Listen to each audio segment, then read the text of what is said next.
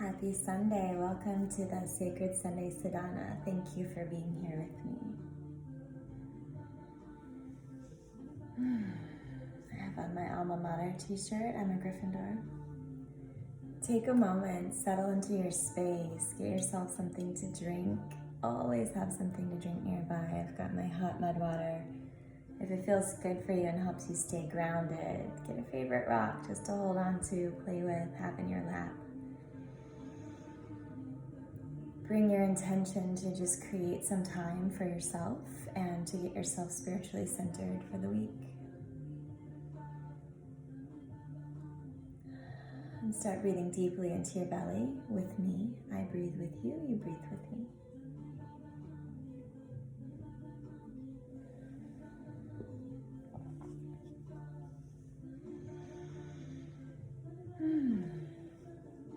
Today I wanted to talk about adjusting to the world we have instead of waiting for the world we have to adjust. And in a really obvious sense, I'm talking about the world during pandemic. March, April, May, June, July, August. It's been 8 months since we've kind of had the world as we knew it kind of flipped. And it's not terrible. It's just different. It's really different. And I think the time has already passed. I think we finally realized, it's actually not going to be like that again. And we are still kind of in a holding pattern because we don't know what's going to happen day by day by day. We don't know what it's going to look like in a year, etc. But it doesn't even matter. It doesn't matter, because whether we're talking about that, just the societal impacts of that, and walking out the front door and entering the world with your mask on, whether you're talking about that or you're talking about your familial situation or even your situation with yourself, just see if there's a way that you can come to meet your environment without expecting your environment to come to you. I am in a position where I'm creative. I'm good at thinking of new ideas and chasing new pursuits. And so a challenge for me is to maintain the things that I already have instead of continuously trying to create something new, something different. So maybe you can relate to that. How that shows up for me in my family. If you look at the lifespan of a parent, if you are a mom, if you are a dad, if you have children, you might notice a real difference in the way you set out to parent and the way you are parenting now, or even the way you were parenting when your children were small and the way you're parenting now. A lot of that is because life changes, the world changes. So many different aspects and factors in our lives change and change and change. Their development, our own development, the knowledge that we earn and just grow into sickness and health and loss and gain and all those things. But yesterday I had this moment in the bedroom of my younger child, who's 10. I just looked around at her stuff everywhere. Clean clothes, dirty clothes, all over the floor. Books and pens and clay and makeup and camera stands and all sorts of electronic equipment and candy wrappers and chip bags and empty cans of sparkling water. And I was just like, how did this happen? When did I go from being the mom that made sure that her room was looking pristine all the time and that she had a clean space to be and think? When did I go from that into sort of being oblivious to the tornado that is her room? And I think about my own room. I remember my room when I was 9 or 10. I mean, it was not different. And when I had to clean it up, I would just shove everything into the closet.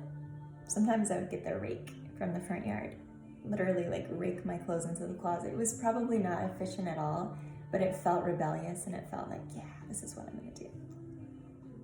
So it's part of development. It's not weird. But it was a real moment for me to kind of say, this is an area of my life, the child, not the room, that I really need to nurture and nourish and maintain. Instead of being like in this land of, oh, I'm gonna get my doctorate in Oregon and I'm gonna plant some more cactuses in my Sedona garden and I wanna make black sesame balls today and we must go to the Asian market to get them. All those things are great, and creativity, it helps me. It's one of my needs. It feels good to me. But there also needs to be a lot of attention given to just maintaining and taking care of what's already there. There are people, and I know you know some, maybe you are one, and that's okay. I love them, I love you, I love me, love, love, love. There are some people who are still trying to figure out, like, where did this coronavirus come from? Why is this happening? Who's behind it? Who's pulling the strings? Who stands to gain? What's it gonna be like? And based on what it's gonna be like, I can trace it back to this. It doesn't actually matter how we got here, because we're here. And same with my daughter. It doesn't really matter how it came to be that I'm not the kind of parent that I was at one time. It just is. Like, this is the way it is now. So Pema Chodron, the Buddhist nun, says, start where you are, Start right where you are. And then Thich Nhat Hanh has a book called The World We Have, which is just about like embracing what's really going on. And then Mark Nepo, in his Book of Awakening, encourages us to have the life of our dreams by accepting the life that we have. So really they're all the same notion of just like, notice where you are and just be here without really spending too much time wondering, how the heck did I get here? Like, what might have happened? And that's a different kind of contemplative conversation you could have with yourself, digging into like, how did this happen and why? But there's only so much time you can spend in the dark before you just come on into the light. And that's from Dr. Paul Douglas. It's a waste of your energy and time to try to figure out, how did this happen? Why is this happening? Who did this? Yeah. I'm not suggesting that you be oblivious or turn a blind eye or anything like that, but instead of wondering why things are happening to you and to us, just know that things are happening for us. Things are happening for you. And it doesn't really matter why or who stands to gain or any of that. What matters is we've got to be here now. We've got to meet this situation where it is. And then we can move into something different if we choose, or we can stay still. What else? So think about in your life if there's somewhere that you just feel like you really need to nourish and maintain, and maybe take some energy away from planning what's going to happen next and planning your creative ventures and outlets. And maybe take some of that energy and just focus it right here and now on nourishing your 10-year-old daughter so that she has a space where she can breathe and be and enjoy. As much fun as it is to make a mess, I think that everyone can agree that like living in a mess isn't fun. Like, it might be fun for a minute. It's fun for a day, 2 days maybe. And then that space needs to clean. That's saucha. That's the yama, the yamas and niyamas of yoga. There's a yama of saucha, which is purity. It's cleansing the inside, cleansing the outside, cleansing the space around you. Feng Shui, the concept is your mind is directly reflected by objects in space. So just take note, if your anxiety is up, if you're feeling kind of jumbled and conflicted or lost or unable to grasp, take a look around you and see if you're maybe just a reflection of the space that you're in. And see how cleaning your space and organizing your space and organizing your life can become a metaphor for cleaning and organizing internally. Along those same lines, I also started thinking about whenever we're like casting our memory back to the past, the way things were, back when the room was clean, or back when I could leave the house and go to a concert. Ruminating on the past, it can be really beautiful if you're just like reminiscing and feeling the memory. But any time that we're trying to chase the dragon or trying to just create a situation that mimics a situation that there was, we're just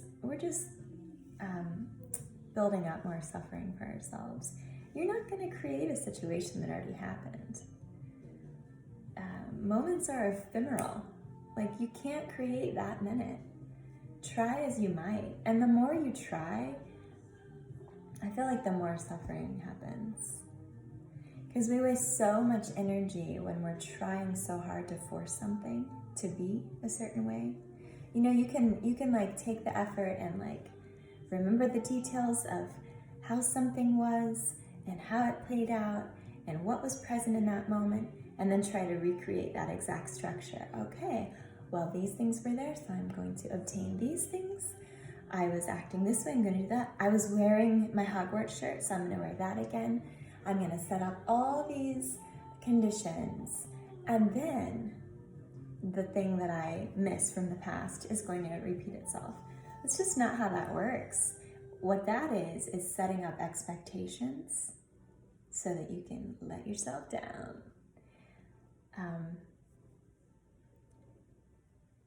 So I'm not saying don't look back. Look back. Notice what you notice. Part of the human condition is knowing what to repeat to get the same action and knowing what not to repeat to not get the same action. So that's psychology, and we're sort of ingrained that way. And that works for us when it is something like when I get up early in the morning and do my meditation, my day is more clear and open. That's kind of like a cause and effect. But if I'm getting really specific, when I get up at 7:02 and I do that same meditation on open-heartedness, and then you start trying, you start fixating, you start like forming, that's when it goes awry, because you can't have the same meditation twice. You can meditate on the same thing every day forever, and every time it's different, and sometimes it might be wonderful, and sometimes it's not so wonderful. Yeah. So I guess I'm cautioning myself and you, because you're here with me. As you notice what needs to be nourished and nurtured in your life, in your immediate life, might be with yourself, might be with your children or your spouse or your friends or your parents or work, whatever it is, as you go about nourishing and nurturing, try not to spend so much time recreating the past. And instead, I'm a professional daydreamer. I don't know if you knew that about me, but it is a skill set that I have. And I've had training on daydreaming.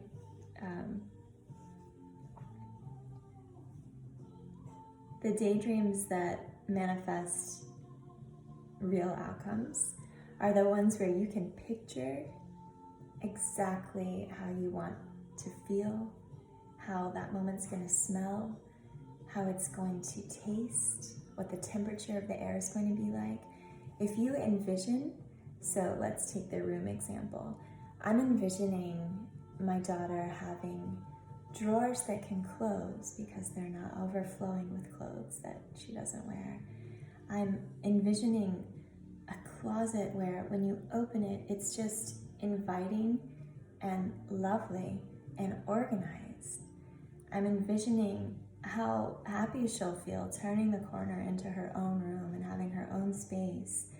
And I'm imagining like what that's going to feel like for me to see the satisfaction on her face, just having a sacred space to go and be alone and create and,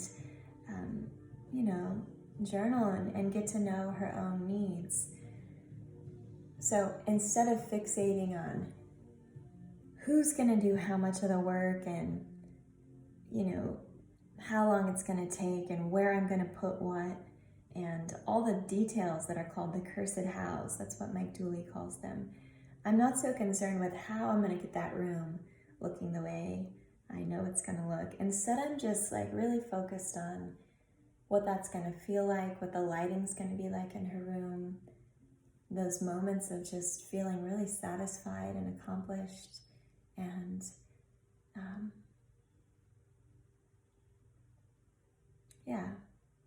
I'm going to be focused on that.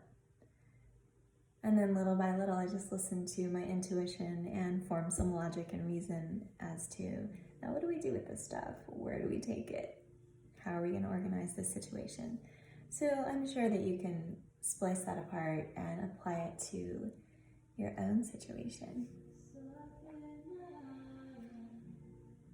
When in doubt, turn to those yamas and niyamas. Whether you're feeling bored, overwhelmed, tired, exhausted, depressed, if you can't sleep, if you're worried, if it doesn't matter what there is, what the emotion is. It doesn't matter how big or how small, but if you tune into the yamas and niyamas and just go through them bullet point 1 through 10, or maybe you'll only get to 2 because maybe you'll get stuck right there and be like, oh yeah, Satya, I need to dig into truth. That's something that I do. I'm not going to say every day, but every single time that I feel caught up in something that's really big that I need help getting out of. Instead of turning to a guru or turning to even a book or a song or any of these things that are lovely, I really just tune into what I already know about the 10 yamas and niyamas and kind of try to apply it to the situation. And it hasn't failed me, ever. If you need a review of what those are, go back and check out the first Sacred Sunday Sadhana and the second as well. Or do a quick Google search for yamas and niyamas. Let's breathe together and let's chant together. Let's do an Om. Let's do Sea of Oms. So the number 5 comes to mind, not just because it's tattooed on my neck, but it just happened to pop into my vision right now. Remember, when we're chanting, if you give a half-assed chant, then you get like a half-assed result from it. So you get out what you put in. Chanting is a way to cleanse that internal space. It's like smudging, like you smudge your house with Palo Santo or sage. Chanting is like smudging your internal energy. So it's really great for you. Find yourself sitting tall. We're going to inhale, and as we exhale, Om. And Om is made of 3 sounds. O, You don't have to breathe with me. That's why it's a sea of Oms. So we're going to be doing it together, but it's not going to sound exactly the same, and that's what's beautiful. So here we go. Inhale, exhale normally. We'll get started after the next inhalation.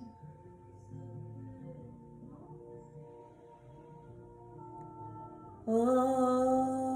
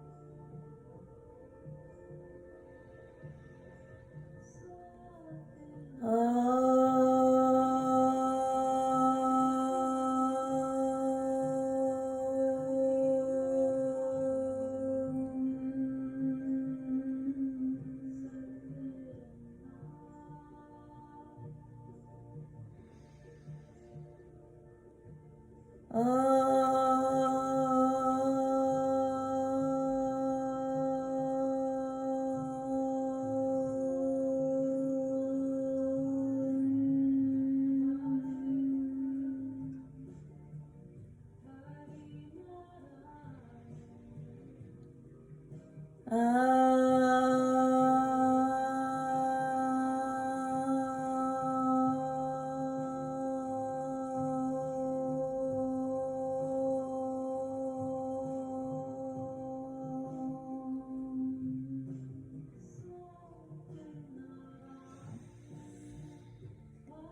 into the absence of the sound.